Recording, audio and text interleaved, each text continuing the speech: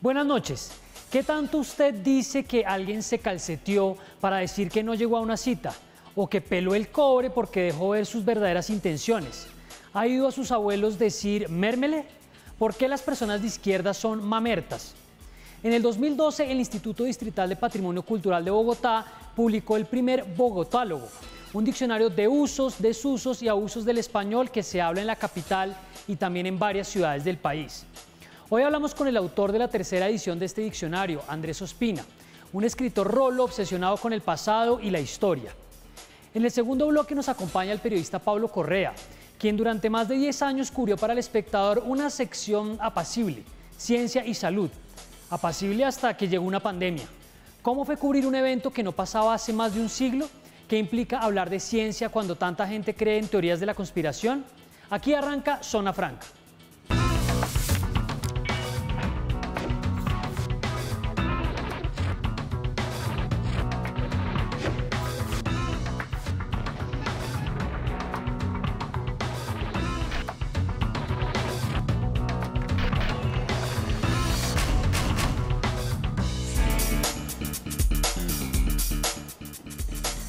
Buenas noches y gracias por estar con nosotros. Ustedes nos están viendo por el streaming de YouTube, por la plataforma de Claro y por la página de Red Más.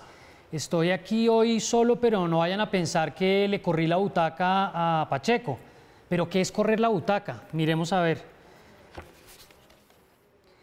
Correr la butaca. Correr la butaca, llevar a cabo gestiones hipócritas para despojar a alguien de su trabajo o de su posición con el fin de, a su vez, quedarse con estos. Véase también chupamedias, sapo y la otra palabra no la puedo leer. Este es el Bogotálogo 3.0 que les mencionaba en la presentación y quiero darle la bienvenida ya a quien editó, hizo los textos y la investigación de esta edición y ya nos va a contar un poco más. Andrés Ospina es escritor, ha trabajado mucho en esos temas y es un gusto tenerlo en Zona Franca. Andrés, bienvenido. Carlos, muchísimas gracias por la invitación, un gusto estar contigo y con todos ustedes en el programa.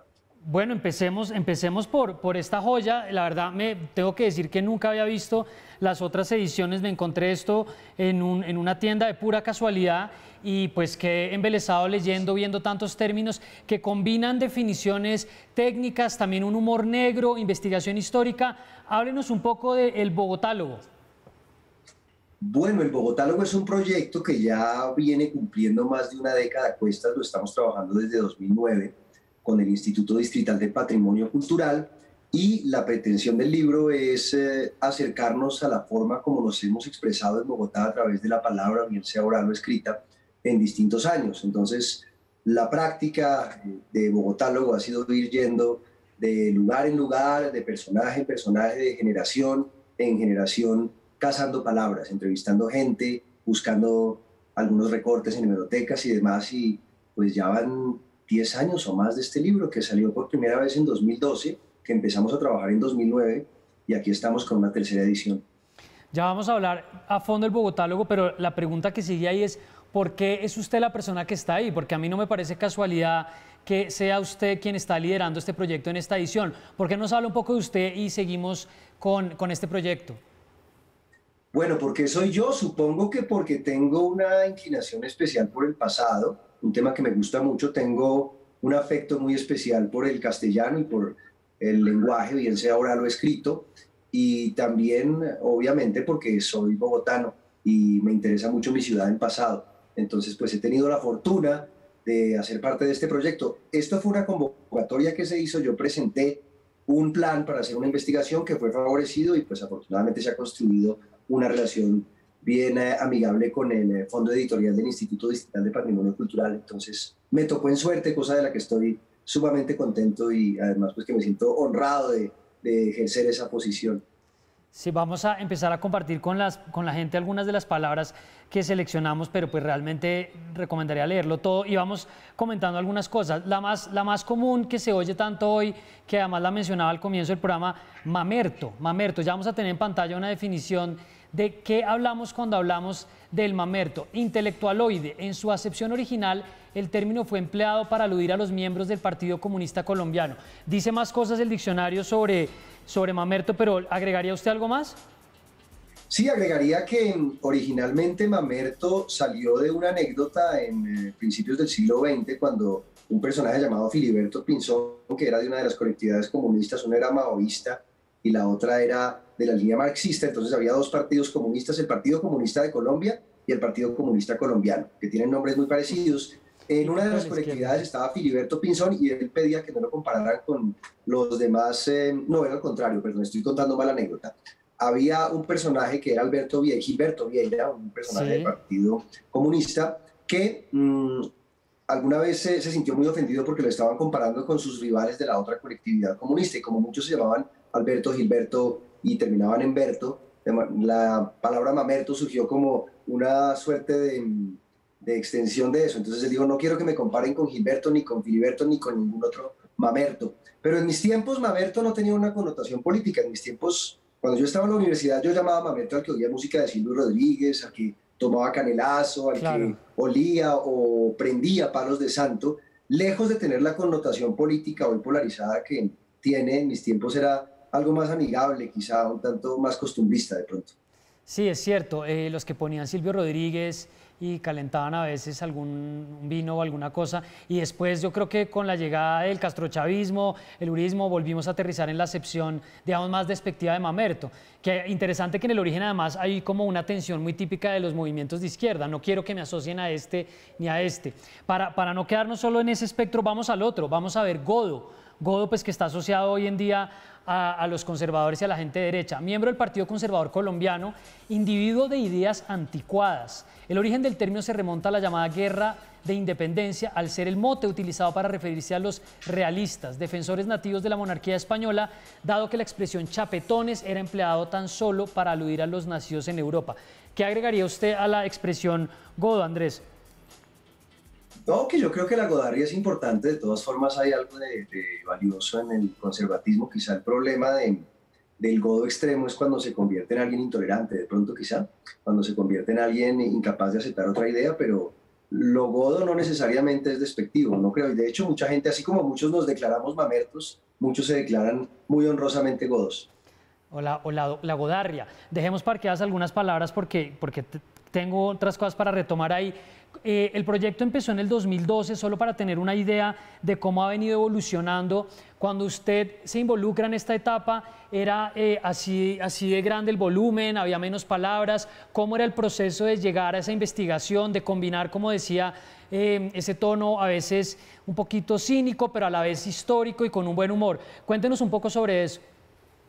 Bueno, por un lado está la investigación. Cuando empezó a hacerse Bogotálogo no había más que tal vez 2 o 3 páginas o algunas palabras, eso era un glosario muy escaso, y tuvimos que inventarnos la metodología para cazar palabras. Entonces eso implica muchas actividades. Una de las actividades que implica es acercarse a la prensa y tratar de localizar en lo que apareció en la prensa antigua palabras que quizá pertenecían al lenguaje oral. Muchas veces lo que uno dice en la calle no queda registrado en los libros, porque muchas de las expresiones de uso cotidiano en situaciones corrientes de la vida parecen muy vulgares o muy inapropiadas para un lenguaje formal o escrito. Entonces había que tratar de rastrear palabras que la gente usara. No tenemos ningún referente de qué acento tenían los habitantes de Bogotá hace quizá unos 150 años, por obvias razones. Y otra parte era acercarse a gente de distintas generaciones, hacer un buen número de entrevistas y preguntarles a distintos personajes cosas sobre su vida y hacer de eso una dinámica, un laboratorio para robarle palabras a la gente. Entrevistamos habitantes de Bogotá cuyas edades oscilan entre los tal vez 3 años y los 93 años. El entrevistado más grande que tuvimos en esa época fue el autor del himno de Bogotá, un buen amigo mío que falleció, don Pedro Medina Avendaño, el que escribió esta letra de Entonemos un himno a tu cielo, a tu tierra y tu puro vivir. Entonces hicimos unas entrevistas, luego empezó la fase de tabular esas palabras, de escribirlas, de hacer una curaduría, de investigar en efecto qué tan bogotanas, qué tan no bogotanas eran. Y finalmente vino lo más divertido, que es la definición, que de alguna forma es una aproximación muy personal al tema del castellano en Bogotá y que pues obviamente tiene sesgos, tiene caprichos, y pues la idea era hacer algo no solamente de diccionario en el sentido formal de la expresión, sino hacer literatura y jugar con las palabras y tratar de descubrir, perdón, claves de lo que somos. Yo decía en la introducción del programa que leyendo muchas de esas palabras definitivamente va más allá de la capital, de Bogotá, y pues Bogotá finalmente es una ciudad que involucra a todo el país. Pero usted diría que realmente esto conecta a distintas regiones, le habla a todo el país, o si no se fuera a enfocar y diría, no, esto realmente es sobre todo bogotano. No, yo creo que Bogotá es el compendio, sin obviamente robarnos ese derecho a hacerlo, pero creo que Bogotá compendia a toda Colombia. Y a Bogotá llegan personajes de todas partes del país con distintos insumos culturales, con distintas historias personales. Y por lo tanto, pues algo que tiene que quedar muy claro y que queríamos dejar muy claro, que hemos venido afianzando en algunas ediciones de Bogotálogo, que a veces se malinterpreta, es que es un diccionario del habla cachaca. No es un diccionario de cachacos, ni de cachaquismos, ni de rolismos. Es un diccionario de cómo hablamos en Bogotá. Hay un ejemplo que yo siempre pongo que alude a una expresión que originalmente nos venía de la lengua portuguesa de Brasil, Sí. concretamente, que es parceiro y que se convirtió en Antioquia en parcero. El parcero antioqueño llega en algún momento a Bogotá y los bogotanos nos apropiamos de esa manera de expresarnos a tal grado que una de las frases que dijo Paul McCartney cuando saludó a su público en el Estadio del Campín fue buenas noches, parceros, después de decir hola Bogotá. Sí. Entonces, creo que es un tema mucho más nacional de lo que parece de pronto. Sí, y no sé si podamos, está lleno de fotos el libro maravillosas, pues supongo que ese fue un trabajo aparte, voy a poner acá una en plano, pero yo no sé si eso se va a ver. Cuéntenos un poco de esa parte fotográfica, de escenas típicas capitalinas de comienzos de siglo, aquí por ejemplo un rolo, y de paso vamos a ver la definición de rolo que la tenemos ahí, o un cachaco, porque eso tiene su diferencia, bajando las escalinatas del Congreso, está realmente ilustrado la chinamenta, los niños en el colegio. Cuéntenos un poco de ese proceso de fotografía y de ilustración del libro que es realmente fabuloso. Bueno, tuvimos la fortuna y gracias por esas palabras, Carlos. Tuvimos la fortuna, la suerte de tener acceso a uno de los grandes archivos que hay de imágenes de Bogotá. Por un lado, del tema de desarrollo urbano, porque el Museo de Bogotá y el Instituto Distrital de Patrimonio Cultural, que es el editor de este libro, cuenta con esos fondos y puede hacer uso de esos fondos. Y además tuvimos acceso a un programa que ha venido haciendo el IDPC, Instituto Distrital de Patrimonio Cultural, cuyo nombre es el Álbum Familiar de Bogotá, que es una convocatoria que se ha venido haciendo de muchos años atrás hasta hoy para que bogotanos de todas las condiciones nos envíen fotos de sus cotidianidades o de archivo de álbumes familiares. Entonces, teníamos una golosina que era un sinnúmero de fotos, yo creo que cientos de miles de fotos que pudimos usar como un pretexto para contar qué ilustran esos conceptos y que creo que hacen la experiencia del libro distinta, porque cuando uno se encuentra con la fotografía del libro veo que hay una emoción particular en quien lee eso, ¿no? Como que Sí, sí, causa sí. a veces una sensación de ironía o de risa o de tristeza o de nostalgia. El libro obviamente tiene un énfasis nostálgico, se parece un poco al autor, Sí. pero también mira el presente y quizá el futuro. Sí, ya vamos a hablar de ese elemento de la nostalgia porque definitivamente lo pude ver ahí. De todas formas, hay un elemento interesante en el libro y es que no está dedicado simplemente a describir ciertas palabras o abordarlas de una manera o histórica o satírica, sino también tiene una crítica al uso del español en ciertos casos. Y lo vemos desde el prólogo que hace Santiago Rivas. Voy a poner otro ejemplo que es el romboy, que es bastante típico. Yo venía en un trancón tremendo y me quedé atrapado en un romboy para hablar un poco de eso, de otras palabras que incluye el diccionario. Aborrecible vulgarismo procedente de la deformación del anglicismo round point, fácilmente sustituible por el hispánico glorieta. ¿Le ofende a usted encontrar tantas palabras, tantos vulgarismos que además los consigna en el diccionario, Andrés? No, realmente no me ofende y realmente me parece que deben existir. Y me gusta que exista el romboy. Lo que sucede es que el narrador que yo estoy pensando como el autor de ese libro, que no necesariamente soy yo, es quizá un alter ego más amargado de mí, pero no, yo celebro la aparición del romboy, me gusta que haya guachimanes, me gusta que haya un montón de cosas, el carelibro, por ejemplo, como llaman a Facebook hoy. Entonces yo no estoy en contra de eso. Quizá lo digo en ese momento para buscar el juego de la ironía, pero no, por supuesto que no, no soy un purista ni soy alguien que esté buscando gazapos para caerle a la gente, ¿no? Para montársela o para decirlo más anglosajonamente, para hacerles bullying. Montársela debe estar también acá, ¿o no? Una que a mí sí me ofende bastante y que incluso la menciona en el prólogo Santiago, que es, él dice que no se incluyó manejar, pero usted sí incluyó otra manera de decir lo que es yo manejo la parte de. Entonces cuando uno llega y le dice, no, no se maneja lo que es la gaseosa, pero manejamos lo que es la limonada. Vamos a ver la definición de yo manejo la parte de para cerrar estos ejemplos. Ya la vamos a tener un segundo en pantalla. ¿Qué podemos decir además de ese tipo de expresiones que lo que hacen? A ver, leamos la primero. Fórmula de reciente cuño e inexplicable origen, utilizada por empleados de rango medio-bajo para aludir al oficio que desempeñan o a las funciones que pueden llegar a cumplir. Yo manejo la parte de ventas y de atención al cliente.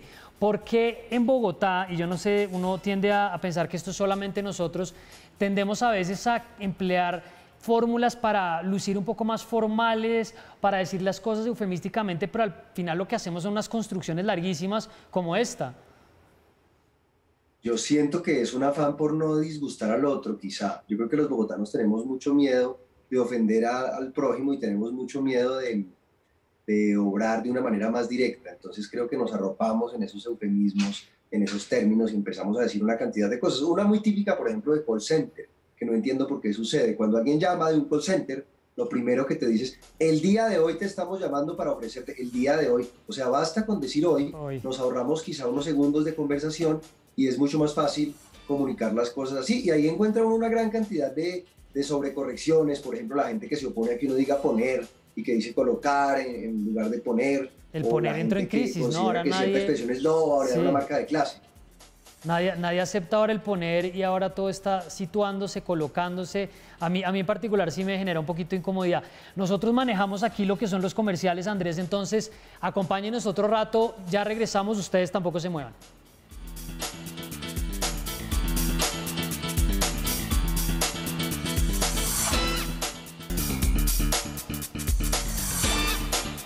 Seguimos en Zona Franca desde Plaza Claro, estamos hablando de este libro con Andrés Ospina, el bogotálogo, que a mí me cuesta trabajo a veces pronunciar bogotálogo, me enredo ahí.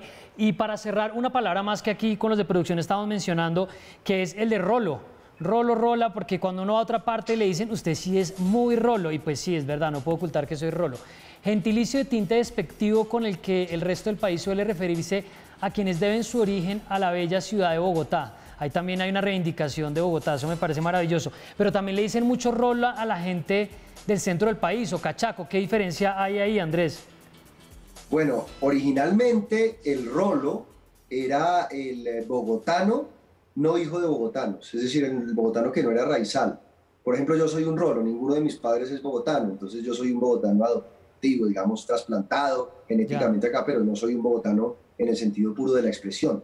Cachaco, en principio, tiene dos significados. Uno, el cachaco es el bogotano puro, digamos, de abolengo bogotano. No quiero entrar en racismo ni en clasismo, no creo en eso, por supuesto, pero digamos que el bogotano urrutia, urrea y demás es el cachaco en el sentido bogotano de la expresión. No obstante, desde otras partes de Colombia, al cachaco se le llama, o se llama cachaco, aquel que viene del interior. Entonces, si tú estás en el Caribe, o en, no sé, ¿qué puedo pensar yo? Costeños de Río, en alguna parte, en Palmira o algo parecido, y tú llegas a la costa, te van a decir cachaco, aunque no necesariamente vengas de Bogotá. Pero lo curioso es que no hemos podido, Bogotálogo, puedo decirles con toda sinceridad que Bogotálogo se ha investigado con mucho tesón y con mucho ahínco, pero hasta la fecha no hemos podido llegar a la verdad comprobable con respecto al origen de los términos rolo o cachaco, por lo menos a la etimología. Sabemos que el cachaco comienza a aparecer a finales del siglo XIX, concretamente en el centro de Bogotá, que era la circunscripción que tenía Bogotá en ese entonces, pero no sabemos de dónde viene la palabra rolo, por ejemplo. No de todas maneras, sí, da vueltas o algo parecido. Sí me consta que le han metido la ficha, que es otra expresión que está a esa investigación.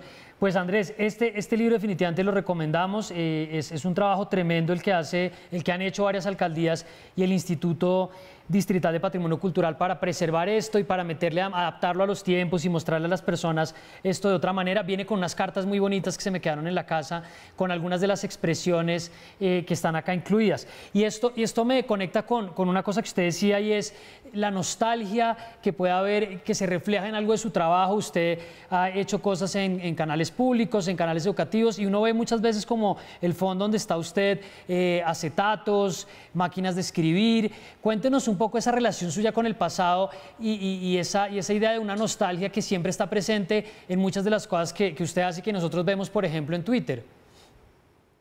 Sí, es verdad, no entiendo porque eso sería una pregunta más para mi psiquiatra, pero desde que tengo conciencia, o sea, desde que tenía 3 o 4 años, yo tenía una fijación particular con el pasado.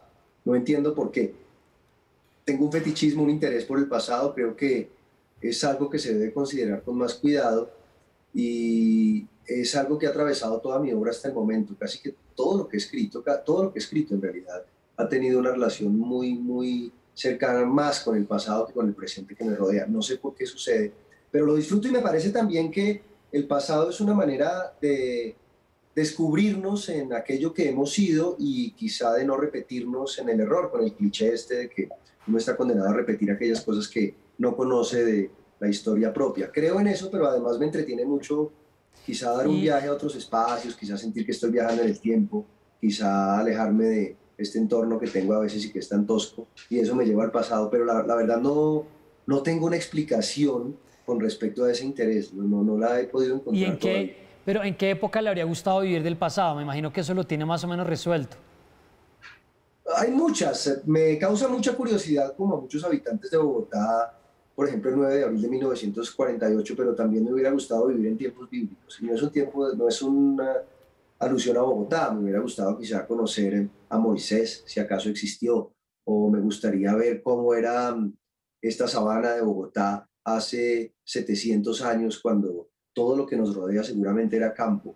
No tengo una época favorita, pero por morbo me gustaría ir con una cámara como las que usamos ahora y grabar el 9 de abril a ver quién mató a Gaitán. Bueno, eso sería tremendo. Vamos a ir poniendo en pantalla algunas animaciones. Le quería hacer una pregunta sobre eso, pero quiero conectarlo con un tema de cierre. Unas animaciones que se han hecho con una aplicación que a mí en particular me asusta un poco. Ese es José Asunción Silva. También usted lo ha hecho con fotos personales, pero no es la única persona que he visto yo en redes haciendo esto, y es conectando cosas del pasado para darles vida. Usted, por ejemplo, tiene una relación, digamos, distinta con la tecnología. Para nosotros planear el programa de hoy, usted no utiliza WhatsApp, supongo que no tiene un teléfono inteligente. Cuéntenos brevemente cuál es esa relación que tiene con la tecnología, que a pesar de que la usa, yo veo o intuyo que hay una distancia grande ahí. Ahí vemos una foto de su bisabuela, si no estoy mal.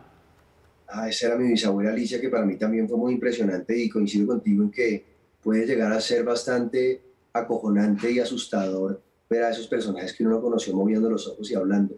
Yo tengo una buena relación con la tecnología, tengo una buena relación con los computadores, tengo una buena relación con las tablets, pero el smartphone es algo a lo que le huyo mucho, más que por un tema de nostalgia o por un asunto de declararme en contra de los avances del presente, porque me parece que es tremendamente invasivo y me parece que es una herramienta de espionaje.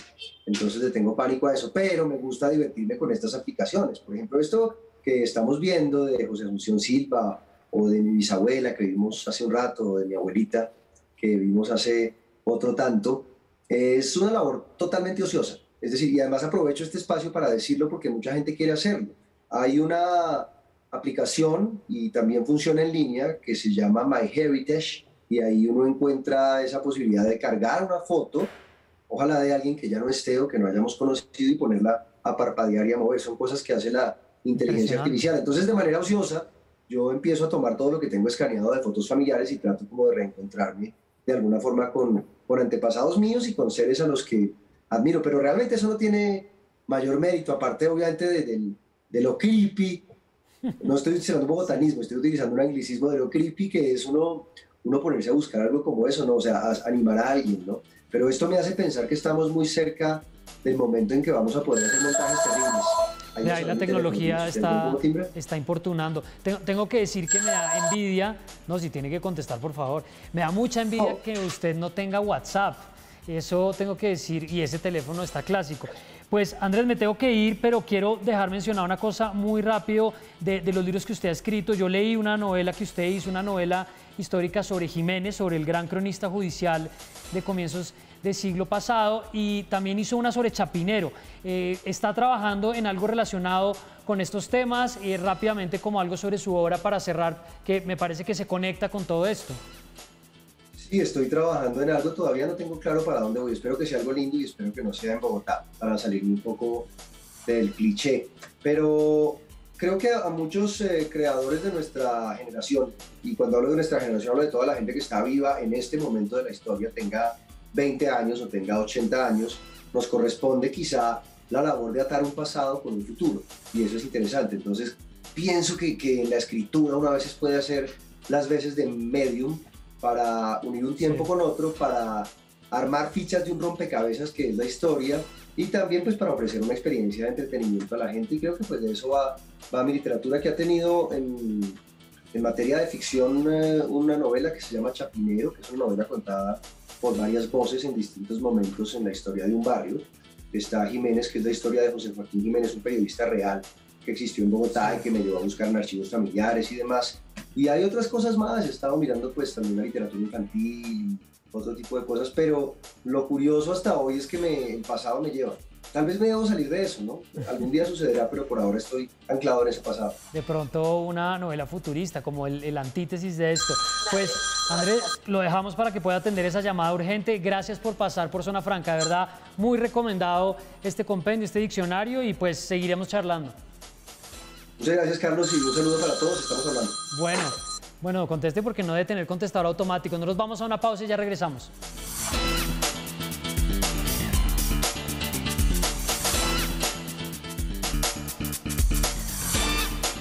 Seguimos en Zona Franca desde Plaza Claro. Estábamos hablando con Andrés Ospina sobre este compendio de expresiones bogotanas, y vamos a cambiar de frente, pero vamos a seguir hablando de información, de contenidos y pues también de historia. Y creo que la historia que estamos viviendo es, por supuesto, la de la pandemia, y uno de los protagonistas, cuando estábamos encerrados, yo lo recuerdo mucho, y estábamos tratando de entender qué estaba pasando y leyendo y especulando sobre cuándo terminaba esto, hace un siglo, pero realmente hace un año, y lo era muy claro desde el trabajo que hacía en El Espectador Pablo Correa. Quiero dar la bienvenida a él. Gracias por estar en Zona Franca, Pablo. Hola, Carlos, pues muchas gracias por la invitación, un placer. Bueno, Pablo, yo supongo que usted, para los que no saben, se fue hace poco El Espectador y recuperó horas de sueño. ¿Está descansando o no? Exactamente, sí, hace 8 días renuncié al periódico porque ahí ya hay como una nueva generación que está lista para asumir como esa tarea, y sí, o sea, pues usted que conoce estos ritmos, que es como manejar un carro de Fórmula 1, tener un ratico para descansar y dormir tranquilo, está muy bien. Pues Pablo, a mí la pregunta de fondo que me animó a contactarlo para que charláramos, pues es la experiencia de cubrir un hecho que no ocurrió en nuestras vidas, en las vidas de nuestros papás, que hace un siglo no presenciamos, y mucho menos en este contexto y en estas condiciones de información, de redes sociales. Quisiera como una reflexión de arranque, y es, ¿qué balance, si es que ya ha podido como aterrizar a entender todo lo que pasó, ha hecho usted de este último año, que me imagino que fue vertiginoso para usted? Yo creo que todavía no hemos visto las cosas con suficiente perspectiva, Carlos. A veces intento como entrar en esa reflexión y todavía siento que estamos demasiado cerca del hecho. Yo creo que, me imagino pues que cuando sea por allá abuelo de este viejito, es cuando voy a mirar hacia atrás y contar que yo era periodista del Espectador cuando ocurrió una pandemia. Yo creo que todo está tan reciente, muchas preguntas todavía sin responderse, que no hemos terminado de ver el impacto de esto en nuestras vidas, pero sentarnos a evaluar lo que todos hicimos, sin duda que va a ser una tarea bien importante, y una de esas conversaciones de nunca acabar, porque ahí, bueno, usted ha sido testigo de unos puntos de vista tan contrarios y radicales frente a muchos de estos temas, que conciliarlos va a ser difícil. Empecemos como un poco con la práctica para transmitir a la gente lo que era eso. Usted empezó a cubrir los temas del coronavirus, que ya nadie dice coronavirus.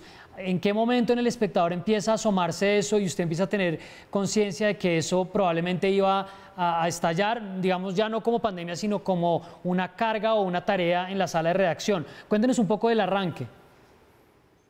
Bueno, pero antes le cuento un contexto muy rápido, y es que pues yo empecé hace 17 años en el periódico cubriendo temas de, pues, de ciencia, de salud. En el 2009 yo estaba en México cuando ocurre la pandemia de H1N1, bueno, la cuasi pandemia, porque al final esto se desinfla.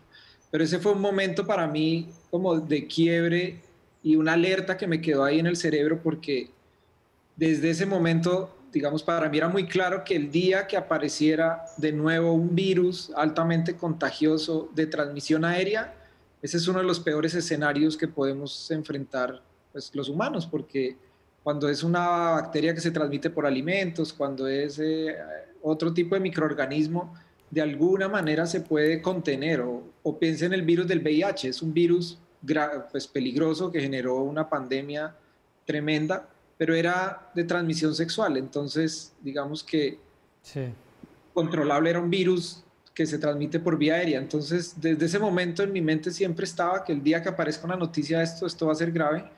Las primeras publicaciones aparecen, yo empecé yo siempre estoy monitoreando como las revistas de ciencia, ¿no?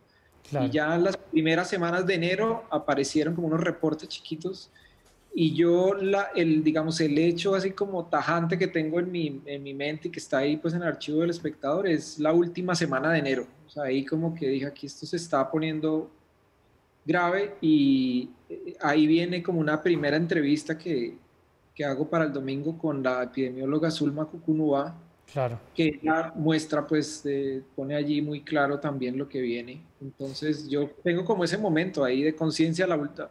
¿Cómo cambió el ritmo de la redacción? Porque usted estaba en ciencia, salud, ambiente, que lo hablaba usted antes en una entrevista, en un conversatorio con la gente de Presunto Podcast, alrededor de, pues, son secciones que no se visitan tanto, que la gente está un poco, más o menos lo ve ahí, pero no es como lo primero que está mirando. ¿Cómo fue el proceso interno de la redacción? ¿Qué se hace cuando se dan cuenta que esto va a ser la noticia? ¿Su rol cambió? ¿Entra más gente a cubrirlo? ¿Se vuelve una cosa central? Cuéntenos un poco de eso. Yo creo que lo que acabas de decir es uno de los grandes malentendidos de los medios colombianos. O sea, en El Espectador, antes de la pandemia, la sección que agrupa los temas de medio ambiente, salud, educación y ciencia es la más leída. Y apuesto que así puede ser en muchos otros medios, pero como no cubren esos temas, no saben que a la gente sí le interesa leer esos temas. De hecho, los medios colombianos, yo lo que creo es que como están construidos sobre una tradición política y judicial, digamos que el poder dentro de los medios lo ostentan esos periodistas, y la mayoría hay como un sesgo hacia privilegiar esas noticias. Pero es eso, es un sesgo porque en la población los otros temas tienen que ver con sus vidas y les interesan, las afectan. Entonces, obviamente, cuando ocurre la pandemia, en El Espectador como en cualquier medio, el consumo de noticias se dispara, ¿no? Cuando hay algo que perturba a una sociedad, pues el consumo de noticias aumenta. O sea, si hay un accidente, si hay un asesinato, si hay cae un meteorito, lo que sea, la gente sale corriendo a buscar noticias, y obviamente si nos dicen hay un virus que puede ser mortal, pues salimos todos a leer qué es. Entonces el consumo de noticias en El Espectador, y lo he visto en otros medios como la BBC, que han publicado algunos como estudios de su tráfico, se triplica o cuadruplica sobre todo en el mes de marzo. Obviamente el ritmo, aquí viene yo creo que otra como falacia con la que ven los medios, y es que esa misma tradición política y judicial hace creer, y esto se repite en todas las salas de redacción, que esos son los periodistas que trabajan en caliente y los demás trabajamos como en frío, como en noticias, pero eso no es cierto. O sea, todos vivimos, en todos los campos ocurren cosas en todo momento.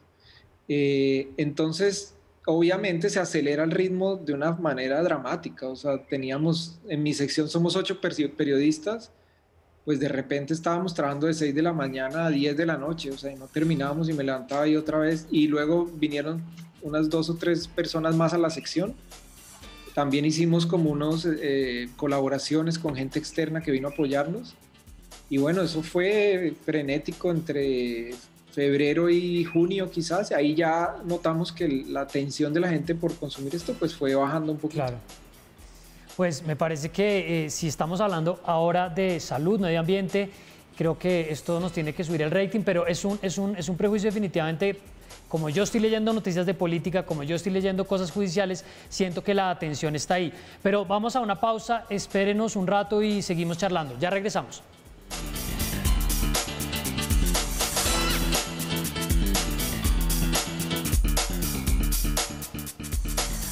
Seguimos en Zona Franca desde Plaza Claro. Estamos hablando con Pablo Correa, periodista hasta hace poco, El Espectador durante mucho tiempo, que fue una de las voces que, pues, en mi opinión y de algunas personas que estábamos siguiendo esto, se metió de lleno a darnos información, contexto sobre lo que estaba pasando en momentos, además de mucha incertidumbre. Pablo, cuando estábamos empezando este tema de la pandemia el año pasado, más o menos hacia abril, El Espectador, su antigua casa periodística, paralelamente a lo que ustedes estaban haciendo desde la perspectiva de ciencia, de política pública en salud, sacaba estas columnas del escritor Fernando Vallejo, que yo en un momento, pues, criticando en Twitter, decía que era el corresponsal en la pandemia, donde movía ciertas teorías, hablaba de cosas de la manada, hablaba de que no encerrar a la gente, que incluso generó críticas suyas. ¿Cómo fue un poco ese momento de ustedes estar, no sé si viéndose opacados o teniendo que competir para corregir lo que estaba diciendo una pluma como la de Vallejo, que para algunas personas, no, es que esto no es periodismo, decían, esto es literatura, es que esto hay que leerlo en una clave distinta? Hablemos un poco de eso. Pues ese fue uno de los debates más interesantes de la pandemia, Carlos. Yo también comparto esa opinión contigo, y es que, claro, por un lado, a veces la gente se imagina que los medios, no sé, funcionan bajo un sistema totalitario y súper ordenado en el que tenemos control de todo, pero no es así. Yo trabajo en una sección con 8 periodistas, un periódico como El Espectador tiene muchas secciones, se toman decisiones en distintos niveles, y ahí digamos que sí, colisionó y se estrelló dos visiones, o sea, una que era la de la sección de ciencia, en la que estábamos tratando de entender lo que estaba pasando y conscientes de que la sociedad estaba en un estado de alerta, un estado, pues, sí, un estado peligroso en términos de la información, que había que ser muy rigurosos. Y yo creo que, bueno, no supe bien quién propuso que para cubrir la pandemia, no solo con temas de ciencia, también se invitaran otras voces, y aparece Fernando Vallejo, y empieza a ocurrir yo sí creo que fue un gran error del periódico, yo lo dije en Twitter, o sea, uno no puede justificar decir mentiras desde ningún punto de vista, y distorsionar la información. Eso al principio fue muy tenso dentro del periódico. Yo de nuevo, yo respeto, yo digo, mi obligación es cuidar la sección que yo manejo, y lo que pasa de ahí para allá, pues, es responsabilidad de otras secciones. Pues generó un debate, y Fidel Cano al final... Leo rápidamente el texto de su tuit que usted puso. Recomiendo leer de Fernando Vallejo El Mensajero, La Virgen de los Sicarios y Almas en Pena, Chapolas Negras. No leí Los Días Azules, pero dicen que vale la pena. Este texto sobre coronavirus no es recomendable, salvo para criticarlo por su ligereza. Y usted citaba un tuit donde se difundía una de las columnas de Fernando Vallejo. Estaba usted diciendo que al final Fidel Cano abordaron esta conversación. Sí, al final ya le piden, o sea, no le publican más las columnas, porque se dan cuenta que estaba traspasando, pues, unas fronteras ahí ya de la opinión, que estaban mal, que tenían repercusiones sociales. Es que la gente se le olvida que publicar información falsa y distorsionar eso en una pandemia puede terminar en muertes, puede terminar afectando la salud. Pero bueno, yo siempre me declaré, y por eso hice el tuit, soy un gran fan de la literatura de Fernando Vallejo, o sea, lo admiro mucho, sobre todo por el libro El Mensajero, que me parece increíblemente bello, pero bueno, son cosas que ocurrieron, sí. Una de tantas de las que ocurrieron en la pandemia. A mí hay una reflexión que le he venido dando vueltas cuando empieza la pandemia, y en otras cosas que yo estoy haciendo sobre fact-checking, sobre entender la desinformación, las burbujas. Hay ciertas cosas que en un momento parecía que eran claras y que cualquier cosa que se dijera en contra era falso, y después, con el paso del tiempo, resultó que no era así. Por ejemplo, algo que parecía que era claro era que no íbamos a tener nunca una vacuna en 2021. O sea, eso era un escenario que quienes empezaban a hablar de eso estaban haciendo populismo o estaban desinformando. Entonces, quisiera preguntarle un poco sobre ese elemento. ¿Usted siente que ciertas certezas que parecía que se tenían en la cobertura se empezaron a cuestionar a medida que ustedes avanzaban? Sí, totalmente. O sea, pero si le preguntas a muchos científicos, ellos son los primeros sorprendidos. O sea, hay mucha gente que trabaja incluso en vacunas, no pensó que era posible hacerlo, y no tanto hacer la vacuna, sino hacer los ensayos clínicos que iban a tomar muchos meses para probarlo. O sea, los primeros sorprendidos de muchos de los avances que vimos en ciencia durante la pandemia son los mismos científicos. Lo que pasa es que en la esfera pública a veces olvidamos que la ciencia está construida sobre el debate, es un debate sano, sobre la duda, sobre tener que corregir lo que se dice para avanzar. Entonces, a veces se nos olvida que esos son valores de la ciencia y juzgamos la ciencia como si estuviera llena de certezas. Y nos pasa muchos a los periodistas que llegamos a tocar la puerta de esas fuentes pidiendo certezas, pero no las sabíamos. O sea, esta pandemia, es cierto que han existido otras pandemias en el mundo, incluso con virus similares, pero nunca había ocurrido en una sociedad como la actual, hiperconectada, donde en cuestión de horas viaja un virus de una esquina de China a una esquina de Latinoamérica. Entonces, yo creo que se nos olvidó un poquito, se nos ha olvidado en esos debates donde se radicaliza la opinión, entender que el conocimiento lo vamos construyendo con debates y sobre el camino. Y para cerrar, dos elementos de una reflexión sobre qué se puede hacer mejor o qué se podía hacer mejor. Algo que de pronto usted ya ha masticado en estos meses es, en toda esta cobertura, en todas esas trasnochadas, en todo ese trabajo que ustedes hicieron, ¿hay algo en lo que usted dijo, le prestamos demasiada atención o nos fuimos por una parte que tal vez no valía la pena o le debimos de haber prestado más atención a esto? Siente, pues, no creo que a manera de reproche o de recriminación, pues porque es imposible hacer ese ejercicio, es inútil, pero de cierto elemento de la cobertura que usted considere que hubiera podido hacerse distinto. Sí, yo creo que al principio una cosa importante fue haberle prestado, más atención a lo que ocurrió en los países asiáticos. O sea, países como Corea, como Japón, tenían más experiencia en manejo de pandemias. Como periodista, yo creo que debimos haber buscado más fuentes y enterarnos un poco más de esos sistemas con los que trabajan ellos, porque lograron, pues, no detener la pandemia, pero manejarla mucho mejor. Yo creo que faltó mirar más hacia allá. A veces nos mirábamos, era entre mismos países de Latinoamérica o Europa. Otra cosa que faltó, a ver... Esta idea, por ejemplo, de las cifras. Yo siento que en un momento estábamos metidos en un delirio colectivo de las cifras, que de hecho todavía sigue generando cierta como inquietud, pero que como que teníamos una necesidad de resolver matemáticamente esto. Claro, es que acá son 5 días, acá pasaron 15, entonces esto está pasando cuando realmente no había manera de saberlo. Claro, esa pandemia nos mostró, por un lado, la debilidad cultural, la debilidad de la ciencia en nuestra cultura, ¿no? No tenemos, o sea, no olvidemos que Colombia, yo siempre digo esto, Colombia en las pruebas PISA, que son las pruebas que evalúan, digamos, a nivel internacional nuestro nivel, el nivel educativo de nuestro sistema, en lectura nos va terriblemente mal. O sea, eso lo califican como en 6 niveles y solo el 3-5% de los estudiantes colombianos entran en el nivel más alto de capacidad crítica de lectura, y en ciencia es prácticamente insignificante el porcentaje de estudiantes que entran en el nivel más alto y eso significa que nuestra sociedad está construida con colombianos, con todos nosotros que tenemos esa gran debilidad. Entonces las discusiones son difíciles, todos se confunden en las redes sociales, no tenemos buenos referentes. O sea, es una deuda histórica del país. O sea, otro ejemplo que pongo, en Estados Unidos, por ejemplo, o en países europeos existen revistas de divulgación de ciencia desde hace 150 años. En Colombia estamos en el 2021 y no hay una a nivel nacional. Claro. Pablo, y para cerrar, lo que viene, o sea, estamos todavía en una incertidumbre con la expectativa de la vacuna.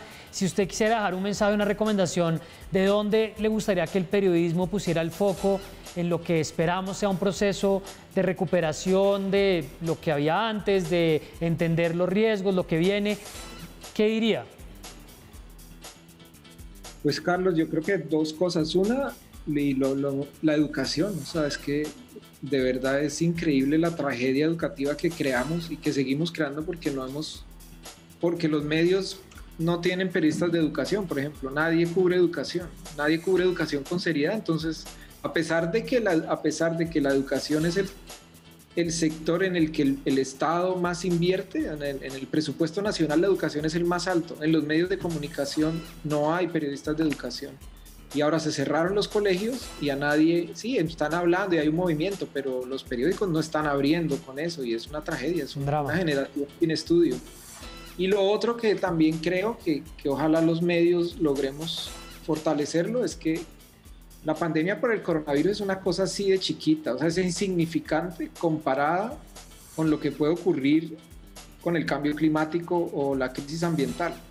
Porque cuando hay una pandemia, pues hay medidas de salud pública, dura un tiempo, hay vacunas, pero cuando estuvimos en cuarentena, los alimentos siempre llegaron a nuestras mesas, o sea, bueno, al menos salvo las personas que obviamente pasaron hambre porque perdieron su trabajo y no tenían acceso, pero digamos el sistema de producción de alimentos, sí, de los servicios básicos, siempre funcionó. Entonces no era un escenario tan trágico en ese sentido. Una crisis climática como la que estamos viviendo, una crisis ambiental, en el momento en que se rompa algo de ese sistema, vienen crisis alimentarias muy serias, vienen crisis de servicios básicos, y eso sí creo que es peligroso, y los medios deberíamos de verdad, sí, pues formar periodistas y abrirles espacio para que trabajen en esos temas. Y no parece que salieran lecciones fuertes de ahí, pues uno no quiere volverse catastrófico y pesimista, pero no sé si realmente estemos generando un antecedente de cómo tienen que cambiar tantas cosas. Pues Pablo, queríamos charlar un rato con usted, espero que pueda realmente recuperar energías y que en los nuevos proyectos le vaya bien, y pues definitivamente fue un gran trabajo el que lideró usted desde El Espectador. Bueno, Carlos, muchas gracias, mucha suerte con Zona Franca.